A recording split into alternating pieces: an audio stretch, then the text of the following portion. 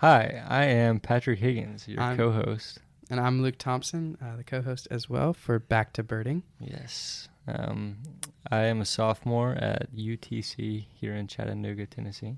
And I am a senior at Baylor High School here in Chattanooga, Tennessee as well. And shockingly, we are both birders. Yes, and about the same age. I'm freshly 19. And I am freshly 18. So yeah. Yeah. So we met. Let's see, last year now, I guess. I think it was this year, April. Yeah, whenever you presented for the Chattanooga TOS. But yeah. And the TOS is the Tennessee Ornithological Society, by the way, Yeah. for those wondering. Yeah, It's kind of a mouthful of a name. Yes. But yeah, we met, I guess, 6 months ago or something. Birded together a decent bit. Yeah. Yeah, nice to have a young guy in the area. I've been birding here Right. since I was 6, and everyone is about 50 or older. So Yeah, I feel like that's a pretty common trend across the entire nation, maybe all of birding worldwide, but yeah, it's starting to expand to younger people. yeah, As of recently. you can definitely see the change here. In the past few years, a lot more people close to my age, and by that I mean within 20 years of my age. So 50. Yeah, definitely. Yeah. But yeah, I am from Nashville, just outside of it, Hendersonville. Was born and raised there. Went to high school there and decided to come to UTC for college. And I moved here in August of 2022 and started birding. Sweet. Yeah. What brought you to UTC? That's a good question. I had it narrowed down between Tennessee Tech and here. 2 of my 3 siblings attended Tennessee Tech, so I had pretty solid grounds there, good connections, potential free housing. But That's always nice. I didn't love their options for majors, but UTC is kind of world renowned for their environmental science program, which is what I am in right now. So that's eventually what the straw that broke the camel's back, I guess, was the major Yeah. that moved me here. So, and I haven't regretted it at all. So, very exciting. Sweet. Yeah, and I've lived in the Chattanooga area essentially my whole life. I was actually born in New Mexico, lived in North Carolina for a bit. I did not know that. But since I was 5, I've lived in Chattanooga. And I've been going to high school here. We're actually recording on my school's campus on Baylor School. That's along the Tennessee River. We'll probably do an episode about it at some point because I've seen at least one. a few birds here. Yeah. 213 species as of now. So it's a pretty good place for birding. Absolutely. One of the best hotspots in the entire state, actually. I wouldn't say the entire state. I would say. I mean, outside of National Wildlife Refuges, absolutely. Yeah, maybe. It's Maybe. right there. I have some pride in I don't this know. hotspot. I'd say it's one of the best hotspots in the county, but I mean, it it's actually is. It's Yeah. third. I think Chester Frost has taken it. Yeah. That's a place above where the river's dammed. Yeah. The Tennessee River is what we're talking about, and someone actually found a western meadowlark there yesterday, Yeah. which is kind of insane. That's the first county record. Yeah, well, one of our new friends, Tim Lenz, we will surely have him on sometime. For those of you who don't know, Tim Lenz was integral in the development of eBird, which for the very small portion of you that don't know what eBird is, that is a citizen science program made by the Cornell Lab of Ornithology that essentially all birders use at this point to enter their data in, and then you can pull that data out to use it. And I actually do that with some research I'm doing with the school here. So, yeah. Yeah, do you want to hit on some of that research that you've been able to do here of maybe not just birds, but all kinds of stuff? Yeah, so I'm extremely lucky to go to the school, Baylor, which has a research program that is essentially a graduate level class, dumbed down a little bit to the high school level, but the end goal in that class is over a 3-year period is to publish research. And so back in, God, what was it now? 2021, maybe. Had my first. I entered the research program, and since then I've been able to learn a bunch of things. And then right now I'm actually have 2 research projects going on with conservation. So one is shorebird habitat restoration on Baylor's campus. So there is what was formerly a pretty good mudflat on the campus that has been taken over by vegetation due to several factors. And what we're doing is we're removing some of that vegetation, hoping to restore some of the mudflats so migratory shorebirds can use that. And for those who don't know, shorebirds require less than 25% vegetation cover on mudflats to have a usable stopover site, and they need those stopover sites to get in between their breeding and wintering ranges, which can be pretty far apart, like Alaska to the Tierra del Fuego far apart. So yeah. And then I'm also researching duck sex ratios. So I'm looking at the sex ratios of 28 species of ducks in eastern North America, and I'm using eBird data to figure that stuff out. Primarily, we're also using some banding data. And so what we're doing is we're taking this massive data set and we're standardizing it down using, it's kind of a headache a little bit. Citizen science data can be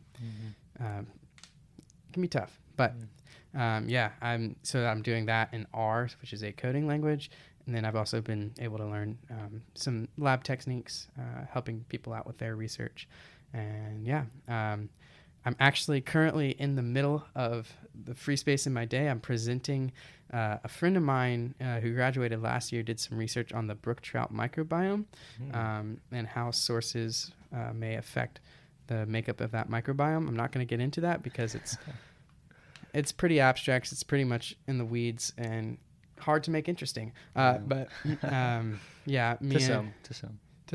to most. But me and one of my good friends are presenting a poster on that at the Southeastern Fishes Council. And I just came from a bunch of talks there. And after this, I will be heading off to present that poster. So, Chattanooga, Tennessee is actually the home to one of the nation's most popular aquariums, the Tennessee Aquarium. And that is where that fish conference is being held. Yeah, and that research was actually done in collaboration with the Tennessee Aquarium Conservation Institute. So we actually swabbed the brook trout from that they were going to release into streams. The Conservation Institute was actually here on Baylor's campus. So we swabbed those brook trout from the Conservation Institute. Well, I didn't swab them. Someone else did. And got the microbiome and all of that stuff, all the sources, so that's dietary sources and tank water from here on campus with the Tennessee Aquarium Conservation Institute. So Nice. With that shorebird research, what drew you to that? I realized that the shorebird habitat was just declining, and they're all over the county. There isn't much shorebird habitat going on. Especially during the key times of the year. Yeah, so like right now we have places that have shorebird habitat, but that shorebird habitat only showed up a couple weeks ago. Right. And now the only thing's moving through in good numbers through Tennessee this time of year is probably Dunlin. Yeah. And maybe some lease and long-billed dowitchers. But yellowlegs, I mean, someone found a golden plover up there yesterday. That's not as common. I've actually, fun fact, managed to see nearly 550 species of birds in the ABA area, and I have not yet seen a golden plover. Very interesting. There's one in this county right now. I don't got time for that. It happens. Maybe that can lead us to a point that we wanted to hit on about nemesis birds. Yeah. So would you consider a American golden plover to be one of your nemesis birds? In a way, maybe. I've just been I know they're easy to find, literally an hour from here. I'm just I have the habitat here on Baylor's campus where I'm at 7 days a week. So I'm one day, one will show up here and I'll see it. And I'm just very, very lazy about my chasing for a golden plover because I don't know, man. I don't want to drive an hour for a golden plover. Especially if you are expecting one on campus here, and that might make it more special. Yeah. Now that I have like 7 months until I'm going to be gone, though, I'm like, I'm like, well, I think that needs some explanation. Where are you going, Luke? Panama. 3 days after I graduate, I'm going to lead a tour with the Terra Loca Foundation, which is a nonprofit organization. One of my mentors is the executive director of that, and that funds a girls' home in Sikkim, India. And so all the funds to this birding trip to Panama will go to that. And shout out to anyone listening. We got a couple free spots. Hit me up if you're interested. We'll have some information about that in the description, as well as my email, if you want to shoot me an email. So, yeah, I'll be guiding there. I'll be in Panama for over a month, but I'll only be guiding for around a week. And then I will likely be flying off to Peru, and then who knows where. I will probably be coming back to Panama in the winter. One of my best friends, she is going to have her scuba instructor by that point, and she's going to teach me how to dive for free. And then we're going to dive somewhere in Panama. We're hashing a plan to go to like Indonesia or Fiji. We'll see if that happens. She's also taking a gap year. So, yeah. Wow. That is incredible. So exciting. Yeah. Absolutely looking forward to diving into those whenever we've got this podcast going about this time next year. So, yeah, really exciting. I had the fun experience of looking in his Central American bird book one time that I was in his car, and nearly every species had a post-it note over the name so that he could memorize all of these nearly identical species. Yeah. The hundreds and hundreds and hundreds in preparation for this Panama trip. So, very cool. Yeah. Well, back to that question that you asked me. Do you have any nemesis birds? I know there's some. I know there's some. There are less now than there were about 6 months ago. My state and life list actually has been very odd, which Luke can attest to. Yeah, so one of the first times we went birding together, Patrick was like, I need yellow-throated vireo. For reference, where we live, yellow-throated vireo is like one of the most common breeding birds, and super easy in migration. But this dude had black-throated gray warbler in the state already, which, for reference, that was the only living black-throated gray to ever be found in the state. So very interesting. I've had quite a few great birds in the state. Like even up to that point, I had lark bunting. I had western grebe. I had all kinds of stuff, which we can definitely get into at some point. But did not have yellow-throated vireo, and a few others like American pipit, which is almost equally that's easy. That's almost worse given the places you'd been. And Wilson snipe? Yeah. I had that one on life, but did not have that one in the state until about last month. So, which is, by the way, that's ridiculous. Yeah. Blackleg kittiwake beat it. This guy had flamingos before Wilson snipe in the state. So, to any birders listening, that you kind of see the irony in that. But for an explanation, flamingos don't show up in Tennessee. These were in a cow pond. This is second record ever for the state. Wilson snipe, literally in any wet grassy patch across the state through the winter, and somehow never answered the nemesis bird question. I guess right now, white rump sandpiper has evaded me a few times. That's not a very easy bird at all. That's fair, honestly. But upland sandpiper has definitely been a hard one, and me and Luke have tried for that a few times. You know what? I don't think I have uppie for the state. Really? Yeah. I did take a trip to Mississippi River on the opposing side of the state. Almost guaranteed to get one that time of year, but did not. So, I'm gonna see if I have uppie for the state. I feel like there was actually an uppie 5 minutes from where we're sitting right now, back in 2020, and I just didn't chase it for unknown reasons. Speaking of you not chasing stuff, do you have limpkin in the state? I do have limpkin in the state, actually. Okay. I don't have limpkin in the county. I chased a limpkin 3.5 hours across the state back when Limpkin was rare. For reference, this is a species of bird that formerly in the ABA area, so that's U.S. and Canada, was only in Florida. Very restricted range. And now it has exploded across the entire... It's like an invasion. They're out to come and get us. They trickled in very small numbers last winter, which is whenever, about this time last year, we had one in the county. And since then, there's probably been 5 or 6 in the county. And there have been probably 50 in the state. And there are literally, I think, 20 plus Limpkins at the Duck River unit in West Tennessee. In the Tennessee National Wildlife Refuge. So that's right now. Yeah. Very, very crazy. And like the worst part about this is there was a reliable Limpkin that I just didn't chase out of pure laziness. I was kind of in my like low point of chasing and like birding in general at that point. And I didn't chase it out of pure laziness. And then one was reported like literally across the river from my school. So I ran out, grabbed a kayak and kayaked around that area for, God, I don't know, 4 hours.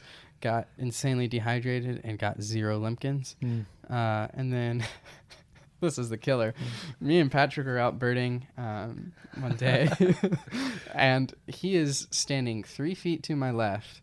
We are scanning the same forest or like swampy forest thing, flood forest. And he's like, oh my God, a Limpkin. I am scanning like 10 feet to the right of him. And the bird was never seen again by him. It was refound later to verify my sighting. Yep. And then I went back out. I got my legs all scratched up from flooded my boots and failed to find a Limpkin. I'm holding out hope that before I graduate, one will show up on campus. I'll be walking to school one day, and I'll just have one show up, out on the lake. On my free period recently, I did find a 12th state record.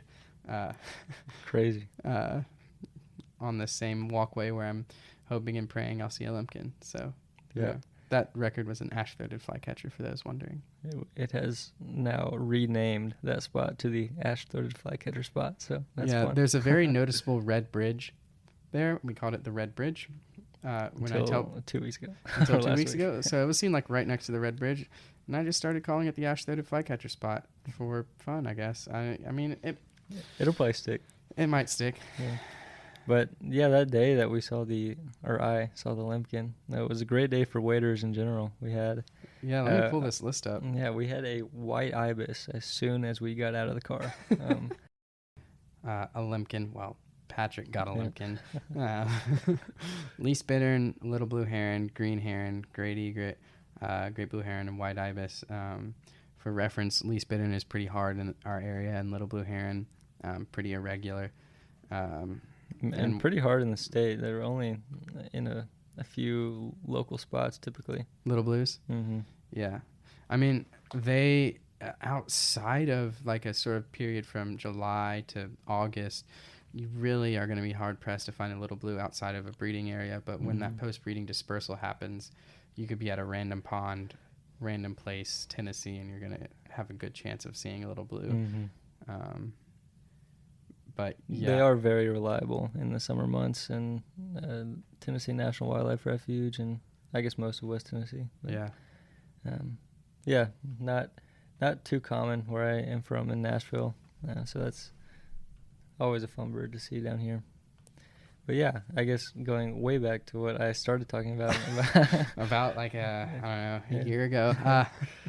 So I grew up in just outside of Nashville, and started birding since I could first remember. My siblings and my parents tell me stories often about me going up to our back porch and asking what all the birds were as soon as I could start talking. So, who knows why I was drawn to them? I am inclined to think that it was divine, but I have never let go of it. It is absolutely, birding has brought me where I am today. So truly in love with it. But I did not know that there were other birders really at all. I did not know that it was such a big scene, and did not really know anybody else closely at all in the state that was a birder until I got to college, honestly. Really? Yeah. So what originally got you connected into the birding scene?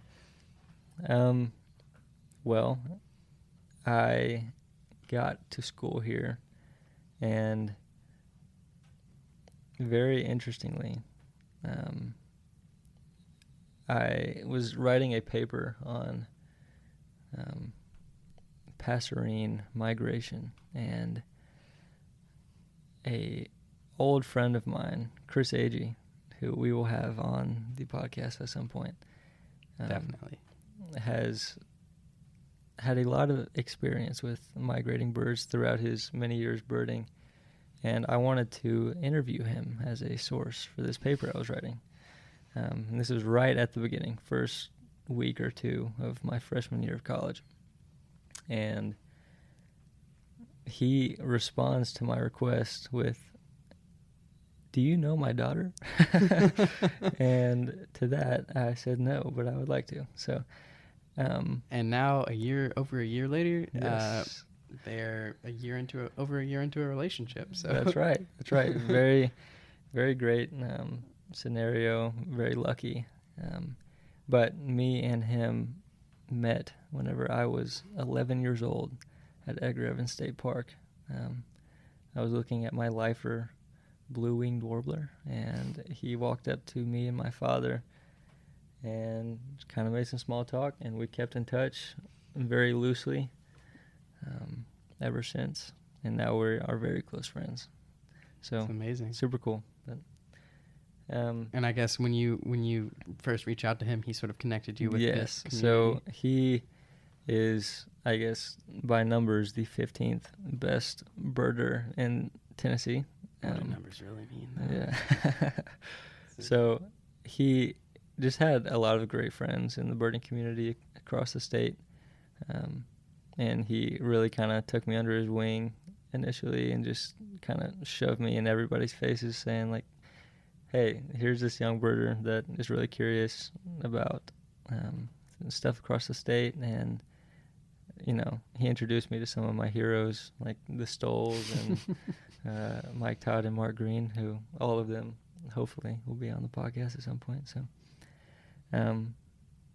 very, very lucky to have met him, and for him to be the kind of person that really wanted to introduce me to all those other fun people. But yeah, I guess, I'll talk about how I got into birding. Yeah. Back when I was 6, I was wandering the library as a normal 6-year-old does, and I picked up a book called Birds of the World, and for whatever reason, took it home, started to draw the birds. They mesmerized me for whatever reason. And then my parents bought me bird feeders, and then I would start to identify those birds. I would just pore over these bird guides and then try to figure out what was on those feeders. I actually learned to read on a bird guide. Fun fact. True origins of a birder. Yeah, and then sounds like a book. Maybe I'll make it a book one day. Yeah. I was identifying the birds, and then my parents got me connected with the local bird club, so the Chattanooga chapter of the Tennessee Ornithological Society, CTOS. It's much easier to say. Yeah, much easier to say. Chattanooga Bird Club should be the real name, but you got to make it fancy, right? But yeah, I got introduced to this kind of local legend, Kevin Calhoun, on this first guided walk that I went on. And then he was like, learn your bird songs, learn your calls. And then he also was like, go banding. And so that summer I went banding with 2 people who are now some of my great friends and my mentors, and also some people we hope to have on. That list is ever growing.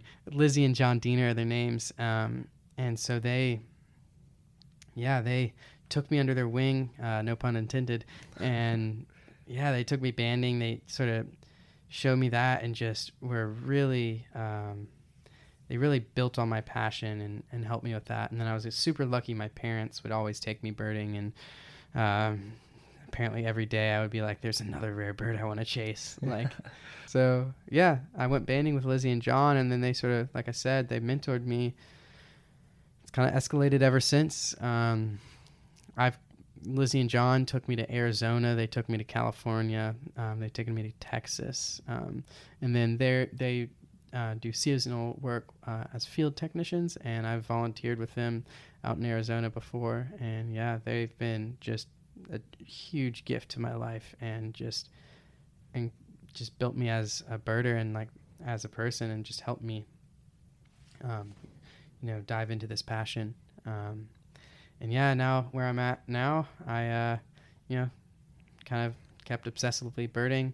Got to Baylor back in 6th grade, and yeah, I got into the research program, and now I'm diving into some research stuff, and I'm also, with the Panama stuff, and then I'm also doing some guiding in Peru. So I'm diving into some research and some guiding stuff, which is pretty exciting. I'm really interested in some international birding at this moment in my life as well. It's also branching out into other, into like herps and fish, apparently. I think all birders eventually become herp heads. Yeah. If you actually look at my phone, my lock screen is a green salamander, and then my home screen is a timber rattlesnake. So both seen on the same day, actually. Wow. So Patrick, tell me, why do you love birding so much? There are likely too many reasons to actually fit into words, but I really have grown to attribute it to my mental health.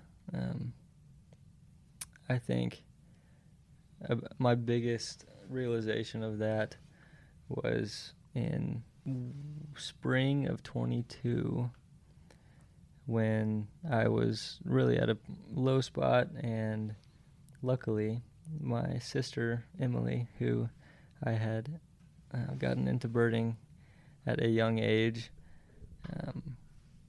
she went on a trip to the Rio Grande Valley of South Texas for 10 days with me, and that it brought me out of my slump, and it really kind of brought me back to my roots and showed me the importance of birding in that aspect of my life. And really since that point, I just haven't stopped making it a part of my weekly basis in order to make all other attributes of my daily life smooth.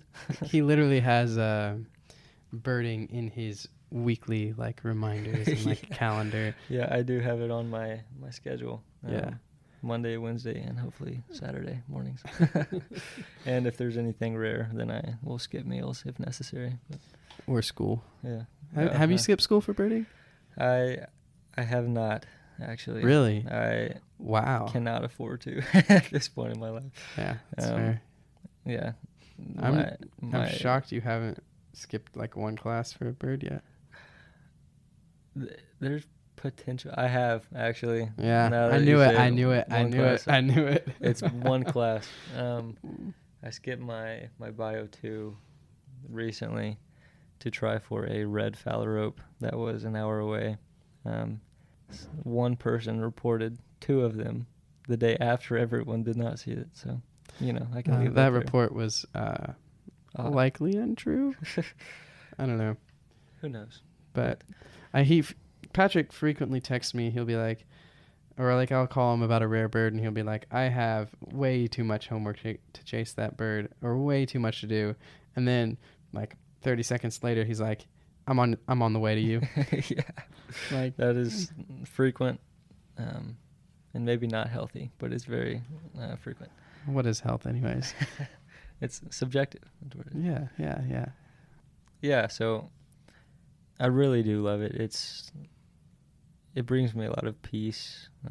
It's a challenge often, which is really fun. It has brought me some of my closest friends and mentors. It has, in a fun way, given me a girlfriend. So that's very cool. Yeah, it's just always... That doesn't normally happen, by the way. We can give the listeners hope, you know. Yeah, that's true. And I won't tell my I won't tell my story. Yeah, it happens. But yeah, so I think there's so many great aspects of birding, the community, the genuine mental health benefits, and just the fun. It's very fun to be out and to see something new or rare. Every single day is different, and every single bird is different. Like, it's like the ultimate intermittent reward, because you might be skunked one day and then get something amazing. So you always want to go out. And so I was birding lazily on my free period a couple weeks ago, and I just on a whim was like, oh, I'm going to check by the Red Bridge. And lo and behold, there was the 12th state ash-throated flycatcher there, and I hope to God no one was looking, because I jumped in the air and fist pumped. I may have let out a few expletives. Yeah, it's like the adrenaline rush. Maybe we're crazy for getting an adrenaline rush from seeing a small brown bird, but it is what it is. Not at all. There's some yellow in there. There's some rufous, some white, some gray. Yeah, there's all kinds of stuff. But yeah, that experience was also very fun for me too. I skipped lunch to go try and find that bird, and it was not there, and neither were any of the birders who had just seen it. To be fair, I had to go to class or I was going to get a detention. So yeah, so I did not see it, and then I came back that evening and stayed until it got dark, and also did not see it. The next morning, I was prompted to go back with high hopes, and as soon as the sun came up, it landed. The sun wasn't even up, man. First light. It landed right in front of us. Yeah, it was an amazing experience. Very exciting. And I had brought a person interested in birding but had never gone before, so that was his first birding experience. So I think it can be thrilling for anybody interested. And move to our favorite memory, birding. One of my favorite ones recently was I was with Tim Lenz, and we were sitting on a porch at Hiawassee National Wildlife Refuge, or just Wildlife Refuge. I don't know if it's National Wildlife Refuge. And he was scanning with the scope. I was kind of intermittently scanning with my binoculars, and then there were some people talking to me and Tim. And then he was like, "What's that? That's not a red-shouldered hawk. Oh my God, it's flapping like an owl. It's flapping like an owl. It's a short-eared owl." This is like, there was, I kid you not, a short-eared owl soaring in a thermal with a turkey vulture. It's crazy. And then very, very rare. It's first county record for MIGs. So yeah, and then it was just migrating actively, pretty quick downriver after that. It was pretty sick. Do you have anything specifically that stands out? Thinking about this question, I did land on one that I do come back to pretty often. Galveston, Texas means a lot to me in my history of birding. I went there at least once a year since 6th grade. I have family that lives in Houston, and they have a beach house on Galveston Island, so I went birding there very often. And one of those times, I went to a spot called the Bolivar Flats Shorebird Sanctuary. It is an extraordinarily large flat out on the coast, and there is a jetty that extends as far as you can see that really kind of blocks in some of the waves, and ankle deep, toe deep water as far as you can see.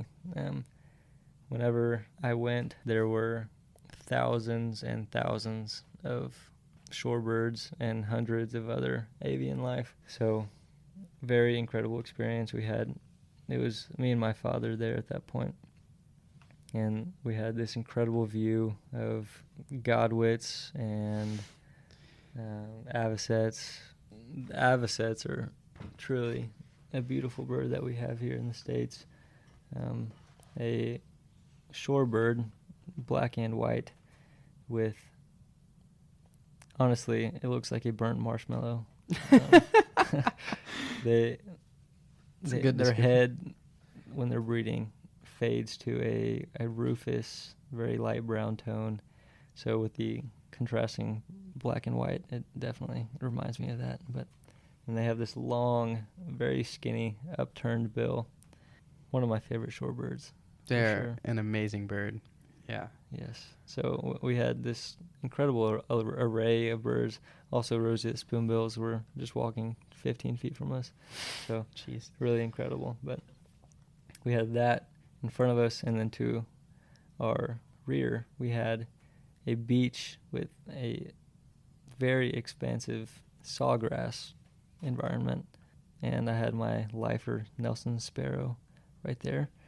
Such a good bird. Very, very beautiful sparrow.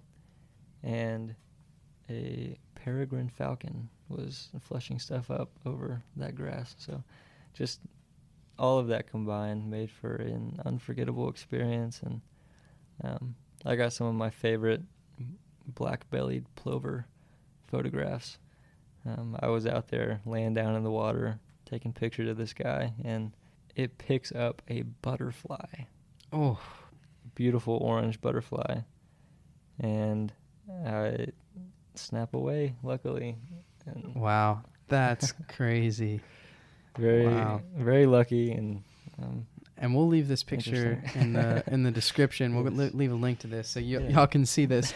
It's pretty incredible. yeah. But photography has also meant a lot to me in birding over the years.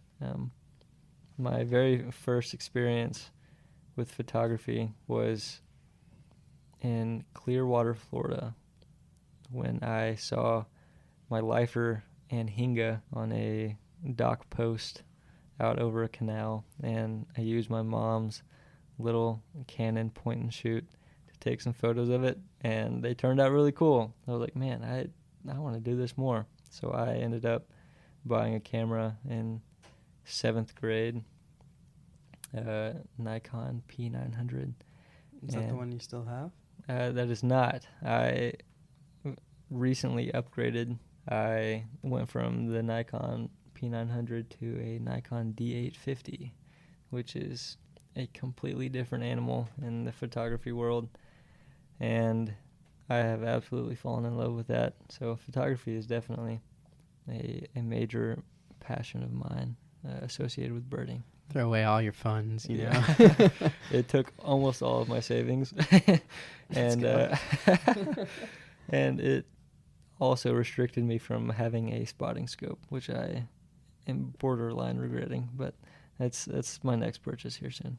But yeah, that's probably my most memorable single moment of birding, I would say. There's so many. Yeah, that's really the thing I can't. have trouble with is there's so many. One, back when I was 12 or 13, I was out in southeast Arizona in the Chiricahuas with Lizzie and John. So to picture this scene here, we're just surrounded by these just towering cliffs, just amazing colors, you know, these whites, these beiges, there's like pink hues. It's beautiful in this open sort of pine canyon.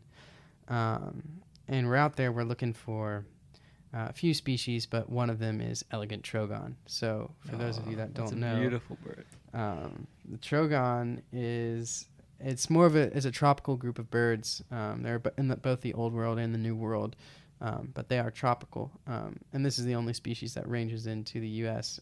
-1, which is pretty incredibly rare, but has actually been seen from that exact spot where I was at. But that other one is called the eared quetzal. But the elegant trogon is pretty I did not know quetzal was in Arizona. Yeah, eared Wow. quetzal. We Yeah. learn something new.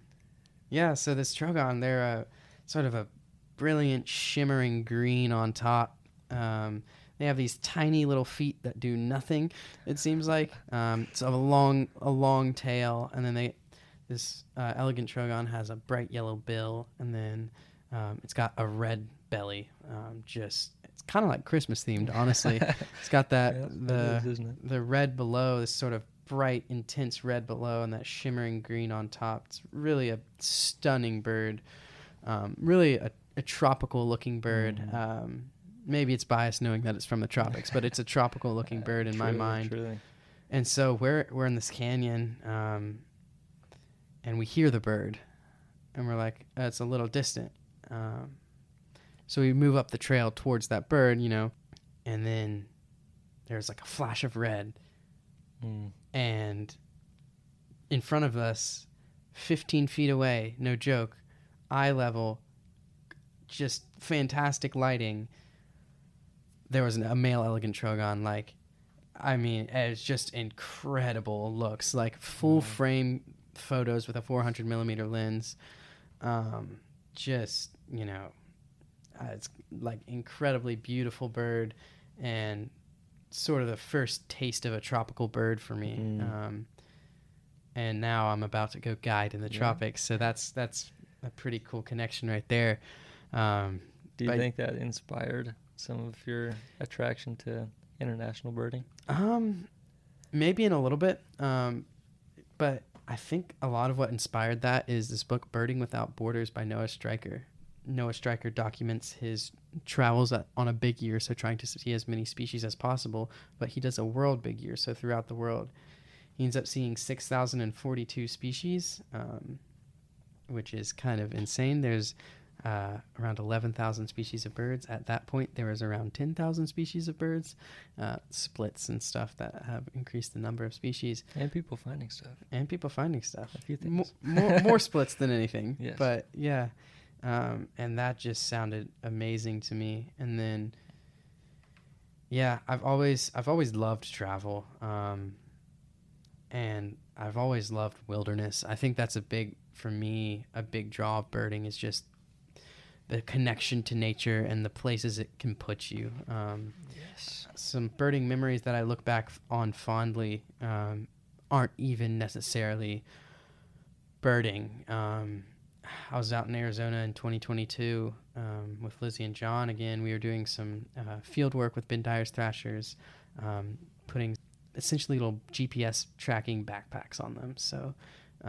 but we were in this area, this valley, so we had kind of distant mountains surrounding us, and then it's a desert, but here it's covered in Joshua trees in that desert. It's the only place in the world where Joshua trees and saguaros mix, actually. So you can look one way and you could see just a forest of just beautiful Joshua trees, which aren't actually trees, by the way. They're modified yuccas, I think that's the name.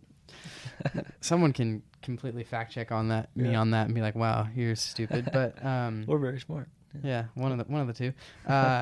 But yeah, and then they just look kind of outlandish. And then to the left, you see like a 30-foot saguaro. That's and unreal. It just is unreal. And that location, and then the sunsets there were just mesmerizing, like incredible.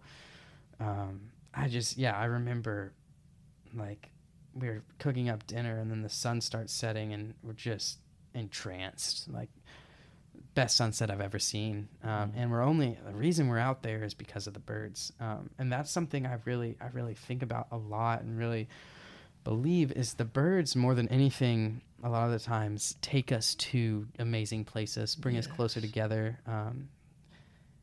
Sometimes it's not even about the birds, it's more than that. I mean, in part it is, but it's more than that, I would never be out camping remote in Arizona in this just amazing place, seeing that sunset if it weren't for birds. Right.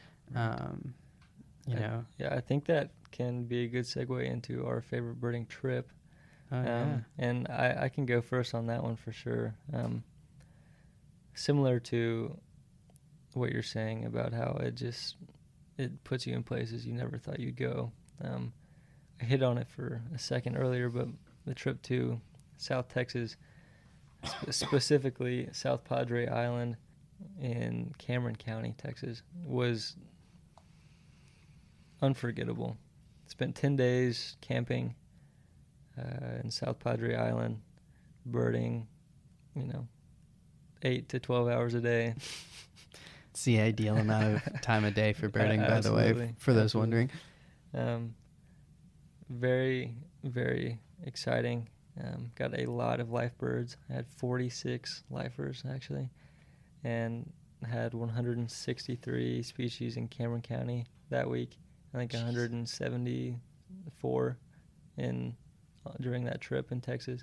So very, very fun. But yeah, on the way down, we stopped at Port Aransas, a very famous birding spot, typically known for their whooping crane population.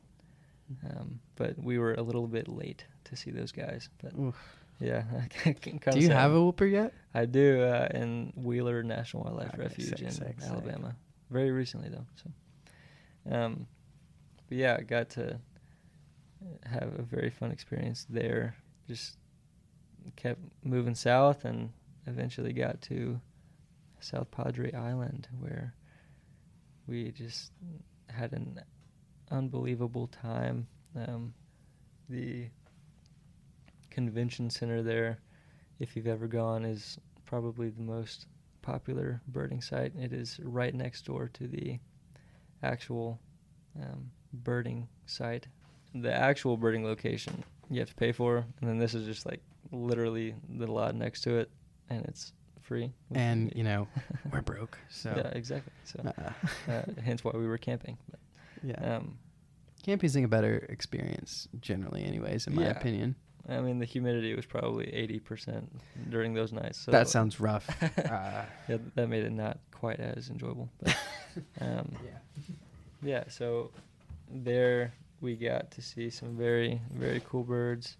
The mangrove warbler, which is a subspecies of the yellow warbler, hopefully will split at some point, so I can say I've seen a new species. Got a cool picture of that guy. And the yellow warbler is pretty fitting for its name. It is yellow and has little red rufous streaking on the breast, and this variation of them only lives in this part of the world and has a very restricted habitat and a different call than the yellow warbler. But so it's probably a different species is what he's saying. Right. But they do look identical to a yellow warbler, except their entire face and a portion of their head is rufous, like bright rufous and more maroon, honestly. Yeah, it's a pretty incredible bird. I've never seen one in person, but those pictures are I want to see one. Yeah, very, very cool. But they have them consistently there at that location. And I saw the prettiest sunset of my life at that spot. We got a trend here. Yeah. Yes. Pretty sunsets and birding. But yeah, just so many aspects of that trip I will never be forgetting. They have wild populations of potentially 5 species of parrots, but I think we only saw 3 species of parrots. Are they all wild? I think some of them are introduced. They have been populating there and reproducing there long enough to be considered wild. Oh, okay. So, not like I guess native. Naturalized. Yeah. Not sure if they're all or any of them are actually native, but that is. I think there's one species in that area that has the potential to be native, but could also 100%. Yeah, we had be red-crowned, yellow-headed maybe. I'll have to look back. The Amazons. Yeah. And then green parakeet. So that was very, very cool. But sweet. Yeah, those guys come and roost at a soccer field every single night. And parrot roosts are bad for the ears, man. Yeah, holy cow! They make the most horrendous shrieking. It's rough, man. It's rough. Hundreds and hundreds of those guys doing that simultaneously will really.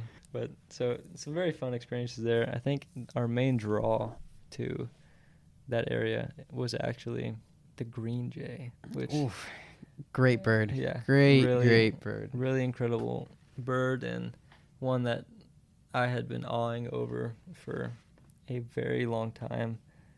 Saw it in the books when I was in elementary school. And same here. Yeah, and my sister and I dreamed about potentially seeing one day, and it just worked out where I had been working enough and she had some free time, and so we went down and we got the suckers, and a really, really incredible bird. Yeah, this green jay, it is. I've seen them in South Texas as well. Like a world-class bird.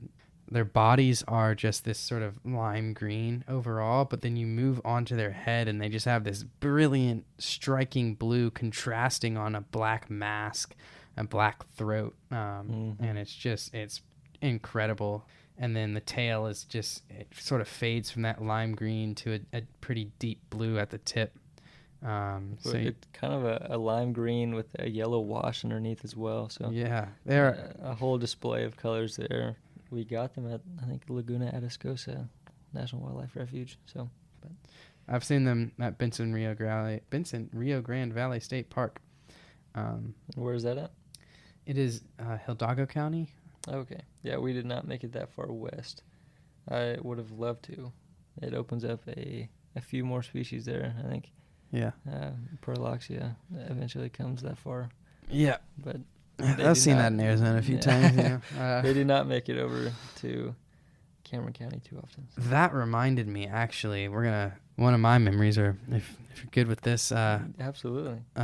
Also from South Texas, phenomenal place. If you haven't gone there, go. During this time that I went, this was in the winter of 2022, there are just a few rarities that were there that were pretty incredible.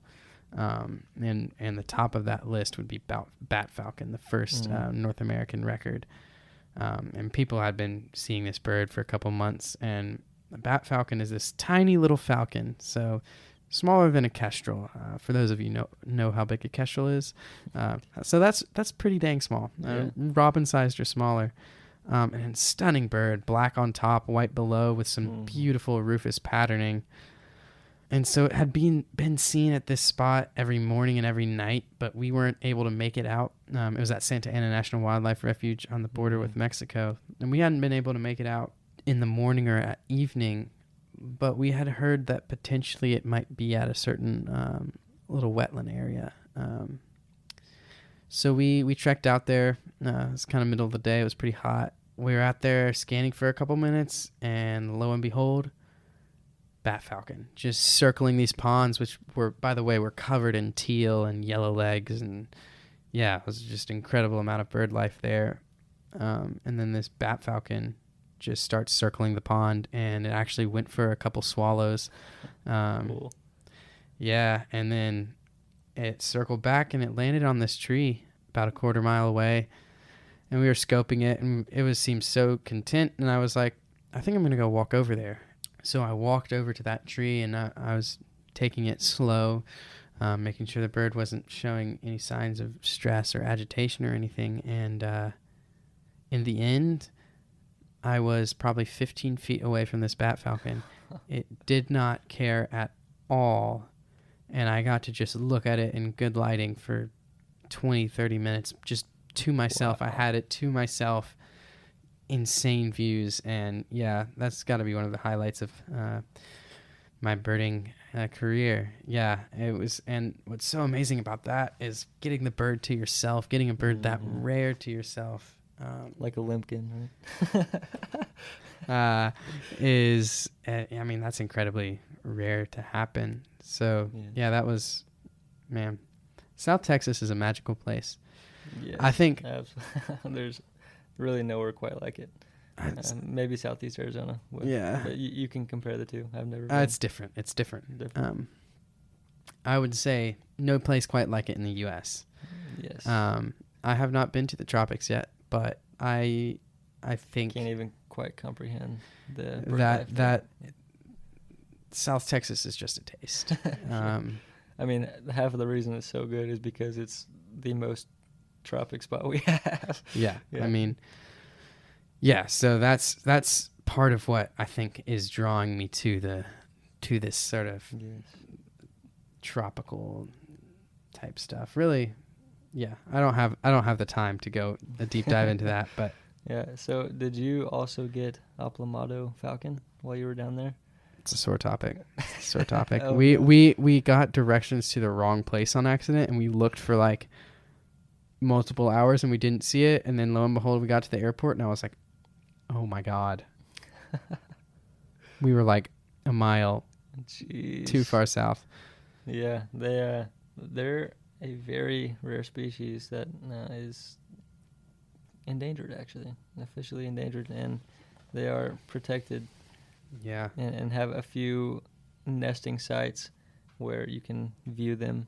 Yeah, they recently got reintroduced into the States. So they're pretty common and widespread through Latin America. So like they go all the way to the tip of South America from South Texas. But really, they used to be pretty widespread in America too, in a way, like all the way to Arizona. So, Texas, New Mexico, Arizona, and they just disappeared. Mm-hmm. And so endangered in the U.S. Yeah. Not overall. But. Yeah, and so there's been reintroduction efforts, and yeah, thankfully there's some nests going, and I guess that you got that bird. Yeah, I got it twice, actually. Oh, you! On that trip. So they had the hotspot called the Apple Falcon viewing platform, which, seems we hard tried to to go there. We tried, we failed. So it seems, very tricky and inconspicuous. But we Listen, man. we did see it there. A very distant viewing, not great, but we locked eyes with the bird. But did you ever end up getting good looks? Yes. So we went to a brand new spot at the time called the ecotourism area, I think. Something along those lines. That's creative. It's just a rest stop, basically, on an interstate there towards South Texas along the coast. And a Apple Falcon flew in and landed on a fence post very close to us. I got some shots that I was happy with, and I was much more satisfied with that viewing. But I do not have a bat falcon at all. So yeah, I'd take the bat falcon any day. Sorry, Patrick. But I guess on that note, this was our initial episode. And first episode. Very, very excited to see where this goes. We clearly have a long list of guests that we want to have on. We got a whole list of topics. Yes. We'll see where this goes. Yeah. Thank you for listening. This is Back to Birding. Yeah, thank you.